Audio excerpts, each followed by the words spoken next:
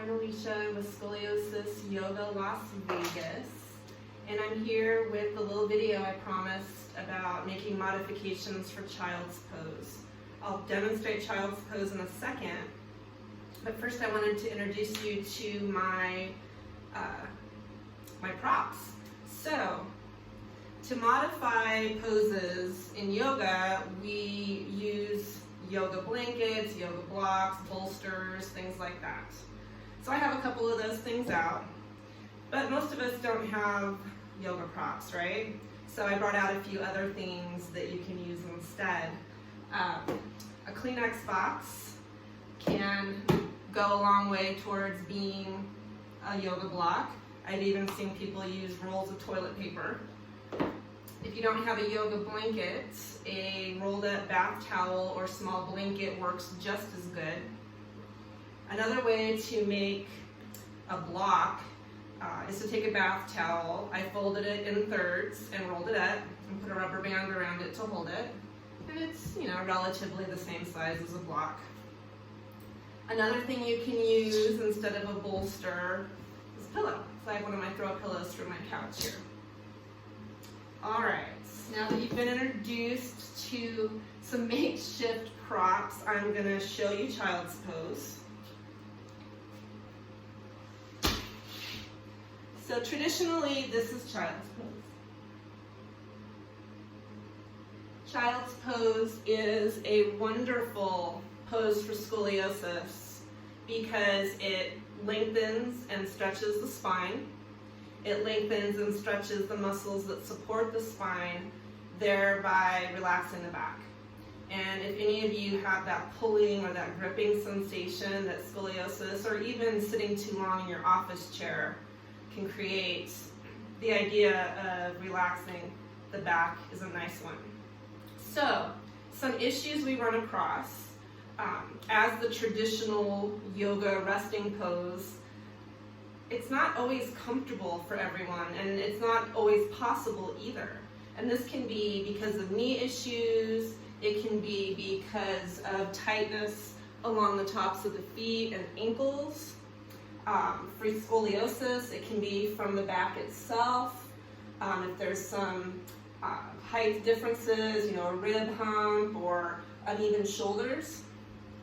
So some of the ways we can modify. The most complaints I hear in child's pose are the tops of the feet and ankles. So a way to get away from that, or to improve that, is to take your towel or your blanket, roll it up, and place it under the ankles. And when you come forward, it takes all that stretch and pressure out of there. So that's one modification. Another complaint I hear a lot, are the knees. If there's any knee issues, it can hurt to stretch back that far or to even try. So another place you can place that towel or blanket is behind the knees. And then once again, stretch forward. You can also have one at both places, under the ankles and behind the knees. A pillow works for this as well. And that actually feels really nice. All right, so what if your head doesn't come to the ground? Well, one thing you can do if you need a little bit more space is take your knees wider. But for a lot of us, that doesn't change it. And we don't want to have the head hang, because when the head hangs, the muscles in the neck and shoulders grip and hold to support the weight of the head, thereby creating more tension when what we're trying to do is release tension. So you want to support your forehead. It could be a block or a Kleenex box or your little towel roll. Whatever it is, it's designed to take that work out of the neck and shoulder muscles. Now, with some issues in the shoulders, like I said, it could be the uneven shoulders from scoliosis, the rib hump, For some of us, it's a rotator cuff issue. So we've all got stuff going on, right? So a nice way to support yourself, and again, it could be the Kleenex boxes or the toilet paper rolls, is to rest your hands and your forehead. And if you don't need a prop behind the knees,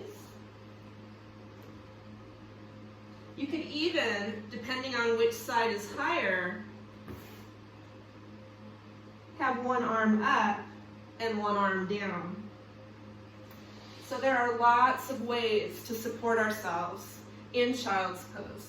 And remember, the benefits of child's pose, especially for scoliosis, the stretching and releasing of the back. There's also a benefit of really focusing on nice deep belly breaths, which are very calming. So it's a good pose. So I hope if you have any discomfort in it, that some of these modification ideas helped.